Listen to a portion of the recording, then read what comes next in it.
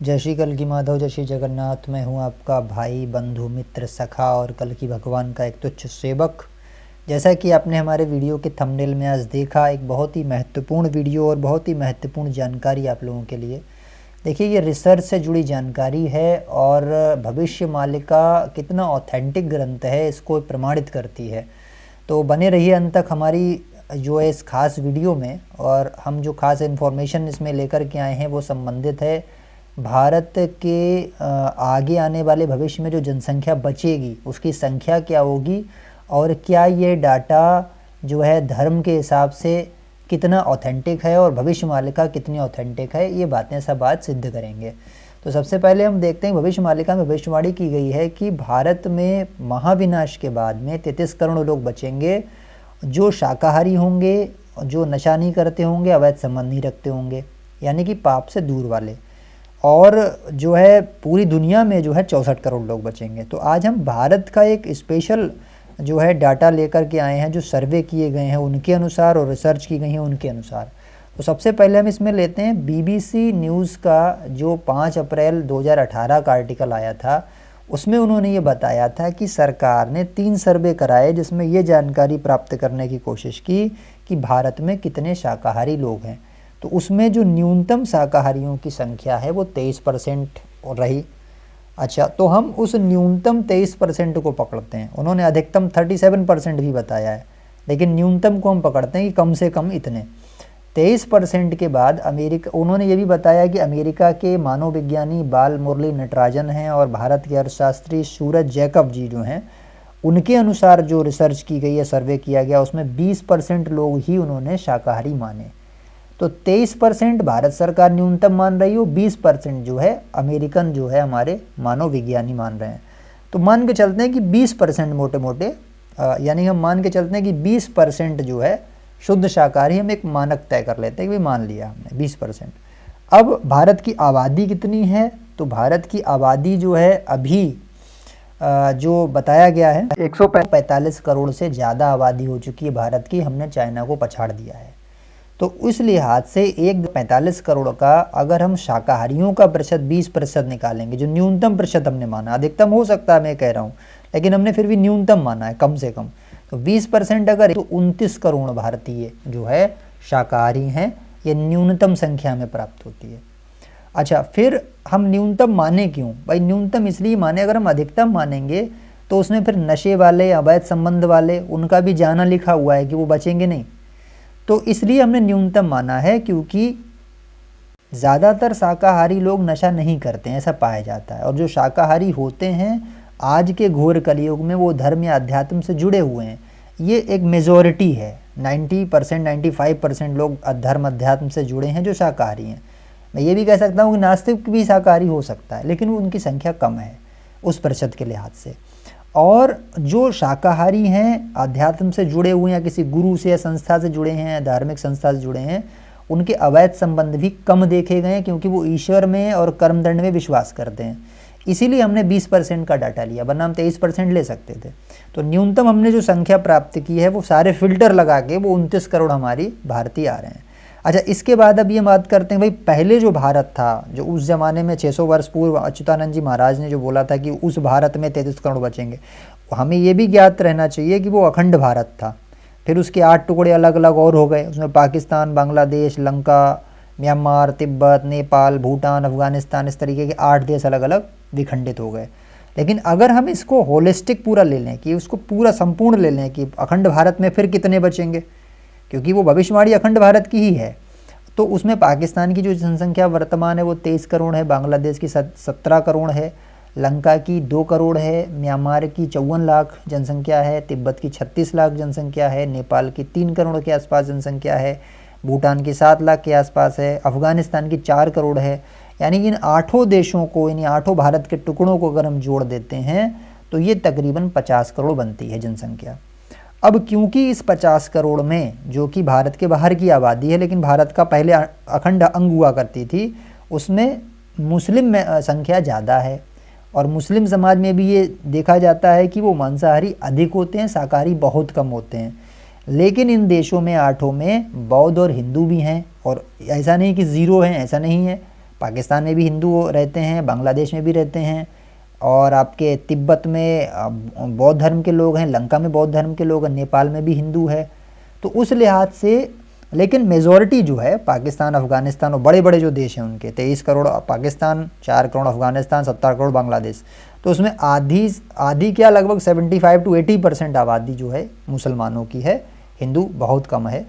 तो हम अब जो डाटा 20% हमने भारत में लिया है, हम यहाँ पर 10% लेंगे, क्योंकि हम यहाँ मेजॉरिटी में हैं, तब हम 20% शाकाहारी हैं, और उन 8 देशों में इधर उधर के हम माइनॉरिटी में हैं, तब हम उसका आधा ही ले सकते हैं 10%।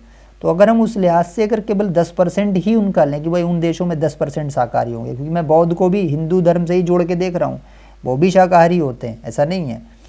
तो अगर 10% निकालें तो वो जो 50 करोड़ 8 देशों की आबादी है उसका 10% निकालेंगे तो वो आबादी 5 करोड़ बनती है। अब ये 8 टुकड़ों की जो 5 करोड़ हमारी न्यूनतम शाकाहारी संख्या जो आई है, उसको वर्तमान भारत की न्यूनतम शाकाहारी संख्या जो 29 करोड़ आई है उसमें अगर जोड़ दें तो 29 और 5 34 करोड़ बनता है। तो ये 34 करोड़ जो न्यूनतम जनसंख्या है, और यही भविष्यमालिका कहती है कि भारत में 33 करोड़ लोग बचेंगे, 33 करोड़, और ये आ रहा है 34 करोड़। 1-2% इधर उधर हो सकता है, कोई दिक्कत नहीं है, 33.99 हो सकते हैं, 33.54 हो सकता है, 33.32 हो सकता है, कोई दिक्कत नहीं। तो लगभग ये जो मैंने 34 करोड़ का आपको आंकड़ा दिया वो 33 करोड़ के समथिंग ही है। तो ये मान के चलिए, इस रिसर्च से जो मैंने जो पूरा डाटा खंगाला है, इससे ये सिद्ध होता है कि बड़ी संख्या में शाकाहारी व्यक्ति बचने वाले हैं आगे वाले महाविनाश से, और जो युग परिवर्तन होगा उसमें शाकाहारी को भगवान बचाएंगे, ये बात क्लियर हो गई है। यानी शाकाहार का बहुत बड़ा महत्व आगे आने वाला है, और कर्मों के सुधार के लिए हमेशा भविष्यमालिका प्रेरित करती है। और मेरा भी इस वीडियो बनाने का जो पूरा मोटिव है वो यही है कि अगर भैया किसी भी प्रकार के मांसाहारी के पास तक ये वीडियो पहुंच जाए तो प्लीज़ मैं आपके आगे हाथ जोड़कर बोल रहा हूँ, नारायण का एक तुच्छ सेवक होने के नाते बोल रहा हूँ, आप नारायण भगवान की शरण ग्रहण कर लो किसी भी रूप में, और शुद्ध शाकाहारी हो जाओ। मतलब देखो, जो मिलावट में दे रहा है उससे हमारा दोष नहीं लगेगा, उसमें उसका दोष लगेगा। कहते हैं ना लोग, अरे मिलावट में तुम तो यार कोलगेट भी कर लेते हो, तुम तो वो भी खा लेते हो, भी प्रसाद में जो है भगवान का प्रसाद जो था उसमें भी आपत्ति दर्ज हो गई कि भाई उसमें मिलावट थी। उसका पाप उस बनाने वाले को, डीलर को, बेचने वाले को, उन सबको लगेगा, तुम्हें नहीं लगेगा, क्योंकि तुमने वो अपराध बोध अपने संज्ञान में होते हुए नहीं किया है। तो उसको छोड़ दो, ये कुतर्क करने वाले बहुत आएंगे, लेकिन नोइंगली आपको नहीं करना है बिल्कुल भी मांसाहार का प्रयोग। दूसरी बात, आपको व्याभिचार से दूर रहना है, अपनी पत्नी और पति के अलावा किसी से अवैध संबंध नहीं रखने हैं। इस दौरान आपको हर प्रकार के नशे से बचना है, और किसी भी अधर्म से बचना है, जिससे मनवाड़ी कर्म से किसी को कष्ट पहुँचे, जीव हिंसा वगैरह है, या किसी को भ्रष्टाचार करके किसी गरीब का हक मार लिया, ये सब काम हमें नहीं करना है। हमें अच्छे व्यक्ति बन के रहना है। इस समय में 2 की जगह चाहे 1 रोटी खाने को मिल जाए, लेकिन कर्म सुधार के रखो, क्योंकि ये विनाश का समय आने वाला है, बहुत बड़ा परिवर्तन होने जा रहा है। जितने संत महापुरुष हमारे भारतीय रहे हैं सब ये बता गए थे ऐसा कालखंड आएगा, और ये वो आ चुका है। हमारी जो घड़ी है वो नज़दीक है परिवर्तन की। तो इस वीडियो को बनाने का सबसे बड़ा मोटिव यही था कि आप लोग फिर से जागरूक हों, मालिका को पढ़िए, मालिका के जो प्रचारक हैं उनको रेस्पेक्ट दीजिए, भगवान नारायण की शरण में जाइए, शाकाहारी होइए, हर प्रकार के नशे को, अवैध संबंधों को, पाप को, व्याभिचार को, भ्रष्टाचार को, जीव हिंसा को छोड़िए, अपने कर्मों में सुधार कीजिए। और हाँ, एक चीज़ और रह गई, कुछ लोग बोलते हैं यार दूध जो है वो शाकाहारी नहीं है।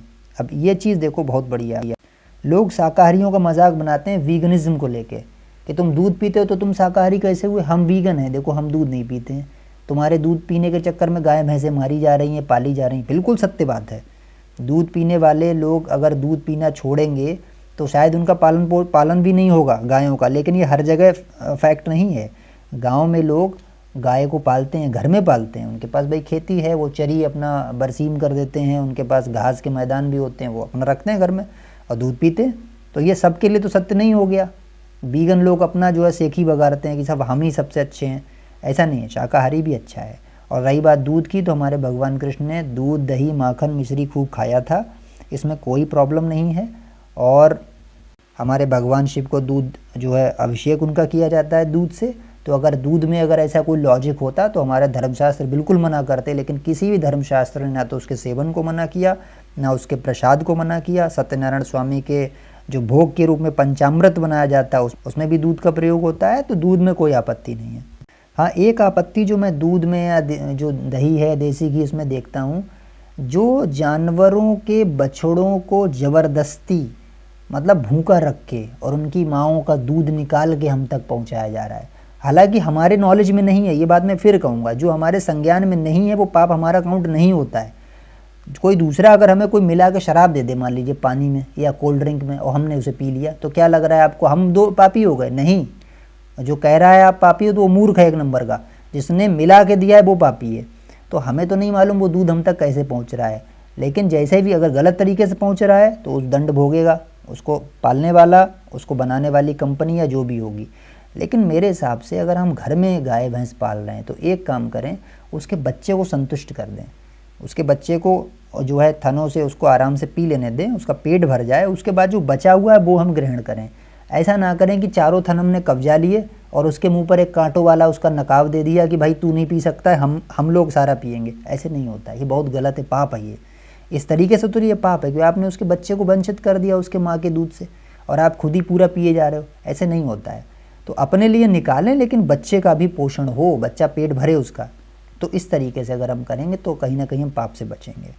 और अगर ये वीडियो आपको अच्छी लगी है तो वीडियो को कृपया लाइक करें और इसको शेयर करें। बहुत नॉलेज वाली चीज़ें हैं, सबको पहुँचें ये चीज़ें, आपके ही द्वारा पुण्य का कार्य है, इसको अवश्य करिए आप। अगर चैनल पर नए हैं तो चैनल को सब्सक्राइब कीजिए। देखिए हम ज्ञान योग, कर्म योग, भक्ति योग की वीडियोज़ लेकर आ रहे हैं और आगे लाते रहेंगे नारायण की सेवा में, और आप लोगों की सेवा में लगे रहेंगे। इन्हीं शब्दों के साथ आज्ञा दीजिए। जय श्री हरि, जय श्री कल्की माधव, जय श्री जगन्नाथ, जय श्री सत्यनारायण, जय श्री अनंत माधव।